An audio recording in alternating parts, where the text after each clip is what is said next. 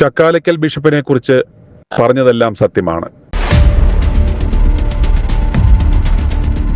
Christmas ദിനത്തിൽ ചക്കാലക്കൽ ബിഷപ്പിനെ കാണുവാൻ കേക്കുമായി പോയ സാജുവിന്റെ അനുഭവം ഞങ്ങൾ കഴിഞ്ഞ ദിവസം കൊടുത്തിരുന്നു. ഇത് കേട്ട കത്തോലിക്ക സഭാംഗമായ ജോസഫിന്റെ വാക്കുകൾ കേൾക്കുക.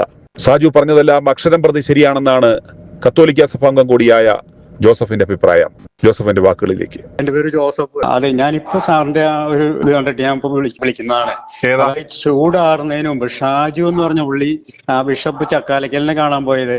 അതെ അതെ, ഒരു കൊല്ലം മുമ്പ് ഞാൻ പറഞ്ഞു അയാൾ കള്ളനാന്ന് ഞാൻ സാറിനോട് ഒരിക്കൽ പറഞ്ഞു. ഞാൻ വിളിച്ചപ്പോ എനിക്ക് അനുഭവം വെച്ചിട്ട് എന്റെ ഒരു പെങ്ങളായിട്ടുള്ള കന്യാസ്ത്രീനെ ഇയാളും ഇയാളുടെ കുറെ കന്യാസ്ത്രീകളും കൂടെ പറ്റിച്ചതായിട്ട് എനിക്ക് നേരിട്ട് അനുഭവമുണ്ട്. അതായത് 4 ലക്ഷം രൂപ ഫോറിൻ കോൺഗ്രേഷൻ ആണ് സ്പെയിനിന്റെ. അവര് ഈ കന്യാസ്ത്രീക്ക് കൊടുത്തു പോയ സാധനം അത് മേടിക്കാൻ ചെന്ന് കഴിഞ്ഞപ്പോ 1.5 ലക്ഷം രൂപ കൊടുത്തുള്ളൂ. ബാക്കി 2.5 ലക്ഷം രൂപ പറ്റിച്ചു ഇവര്. അതായത് നക്കാപ്പിച്ച പോലും ഇവര് പറ്റിക്കുമെന്ന് പറയാൻ വേണ്ടിയാണ് ഞാനിത് പറയുന്നത്. ചക്കാലക്കല് ബിഷപ്പ് വർഗീസ് ഇപ്പൊ തന്നെ ഷാജു പറഞ്ഞത് അക്ഷരം പ്രതി ശരിയാണ്. അയാള് പെരും കള്ളനാണ്. അയാളുടെ ബിഷപ്പ് ഹൗസ് ചെക്ക് ചെയ്തോ, ചക്കാലക്കൽ കുടുംബക്കാർ മുഴുവൻ അവിടെ ഉണ്ട്. അവരുടെ സാധനമാണത്. ഈ മാളപ്പള്ളിപ്പുറം എന്ന് പറഞ്ഞ സ്ഥലത്താണ് ഇവരുടെ ഒക്കെ വീട്. ഈ ആളുകളുടെ അവിടെയുള്ള മുഴുവൻ ആളുകളും അവിടെ ഉണ്ട്. അവര് ശമ്പളത്തിലും അല്ലാത്തിനും അവിടെ അവരുടെ ജോലി അവിടെയാണ്. ഈ ബിഷപ്പ് ഹൗസിലാണ്.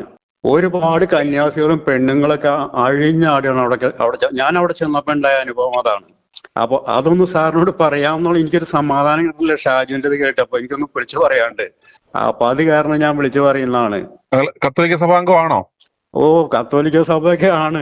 പക്ഷെ കത്തോലിക്ക സഭയാണെന്ന് പറഞ്ഞിട്ട് കാര്യമില്ല. കത്തി ഒലിച്ചു പോയ ഈ സ്ഥാനത്തിന് എനിക്ക് വിശ്വാസമല്ല. അതായത് ദൈവം ഉണ്ടായിരുന്നെങ്കിൽ ഇയാളൊന്നുകൂടി ഉണ്ടാവില്ലായിരുന്നു, ഇങ്ങനെ ചെയ്യില്ലായിരുന്നു. ഇതാണ് എന്റെ അഭിപ്രായം. ഞാനപ്പോ അതൊന്ന് സാറിനോട് വിളിച്ചു പറയാം. സാറിന്റെ ന്യൂസ് എപ്പോഴും കാണുന്നു, അതാണ് മെയിൻ ആയിട്ടും കാണുള്ളൂ. അങ്ങനെ കുറച്ച് 2-3 പറഞ്ഞത് സത്യമാണ്. പുള്ളിയുടെ ഇത്തരം പ്രകൃതക്കാരനാണ് പുള്ളി. എന്താ സംശയമുള്ളൂ? ഒരു സംശയമില്ല. തന്നെയല്ല, ഈ എന്റെ പെങ്ങളെന്ന് പറഞ്ഞ കന്യാസ്ത്രീ ആയിരുന്നു. അവിടെ എന്തോ സ്പെയിനിൽ പ്രശ്നം ഉണ്ടാക്കിയിട്ടാണ് അവന്മാരും ഇങ്ങോട്ട് കൊണ്ടുവിട്ടത്. അത് ഈ പാലായിൽ ഭരണങ്ങാനത്ത് ഇവരുടെ ഒരു ഹോസ്പിറ്റൽ ഉണ്ട്. അവിടെ കൊണ്ടുപോയതിന് ഇട്ട് ഭ്രാന്തിയാന്നും പറഞ്ഞോണ്ട് അങ്ങനെ കഷ്ടിച്ച് ഞങ്ങൾ അവിടെ നിന്ന് രക്ഷപ്പെടുത്തിയാണ്.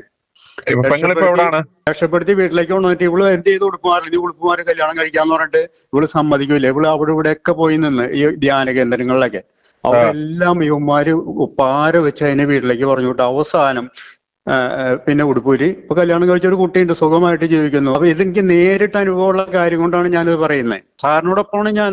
പിതാവെന്ന് വിളിക്കണവരെ ഞാൻ അംഗീകരിക്കില്ല, വിളിക്കണവരെ അംഗീകരിക്കില്ല. ഇവന്മാര് പിതാവ് എന്നൊക്കെ പറഞ്ഞ് വെറുതെ പറ്റിക്കുന്ന ഇടപാടത്. അയാൾ അതിനൊന്നും യോഗ്യനല്ല. അയാളെന്നല്ല, ഒരു കുപ്പായ തൊഴിലാളികളും അവര് ജീവിക്കാൻ വേണ്ടി നേരത്തെ പറഞ്ഞ സമാന്തര സംഘടന, അതായത് BJP-ന്റെ കൂടെ കൂടിയിരിക്കുന്നത് ഇവരുടെ സ്ഥാപനങ്ങളിൽ കയറി റെയ്ഡ് നടത്താണ്ടിരിക്കാനാണ്. അതായത് ഈ രാഷ്ട്രീയക്കാരുടെ വിചാരം എന്താണെങ്കിൽ ഇവരെ കൂടെ കൂട്ടിയാല് അവർക്ക് വോട്ട് കിട്ടാൻ രക്ഷപ്പെടാന്നാ. കിട്ടില്ല എന്നുള്ളതിന് തെളിവാണ് ഉമ്മ തോമസ് ജയിച്ചതെന്ന് ഉമ്മാർക്ക് മനസ്സിലായിട്ടില്ല. ഉമ്മ തോമസ് ജയിച്ചതിന്റെ തെളിവ് അതാണ്. PC-നെ ഒരു അംഗീകരിക്കില്ലായിരുന്നു ഈ സഭ. PC ആയിട്ട് അടച്ചില്ലായിരുന്നു. ആ ദേഷ്യത്തിനാണ് ഇവരുമാരെല്ലാം കൂടി കൊണ്ടു നിർത്തിയതാണ് ജോസഫിനെ. ഇതെത്ര പേർക്ക് അറിയാമെന്ന് എനിക്കറിയില്ല. സാറിന് മനസ്സിലാവുന്നുണ്ട് വിചാരിക്കണു. അപ്പോ ഈ മുണ്ണക്കുഞ്ഞാടുകളിലെ എല്ലാം മുണ്ണക്കുഞ്ഞാടുകളൊന്നുമല്ല. അവന്മാരൊന്നും ഇവന്മാരെ അംഗീകരിക്കണില്ല. രാഷ്ട്രീയക്കാർക്ക് അത് മനസ്സിലാവുന്നില്ല. എന്താ ചെയ്യാ നമ്മള്? i2i News, an eye for truth. i2i News subscribe ചെയ്തിട്ടില്ലാത്തവർ ഇപ്പോൾ തന്നെ സബ്സ്ക്രൈബ് ചെയ്യുക. നോട്ടിഫിക്കേഷൻ ലഭിക്കുവാൻ ബെൽ ബട്ടണും അമർത്തുക.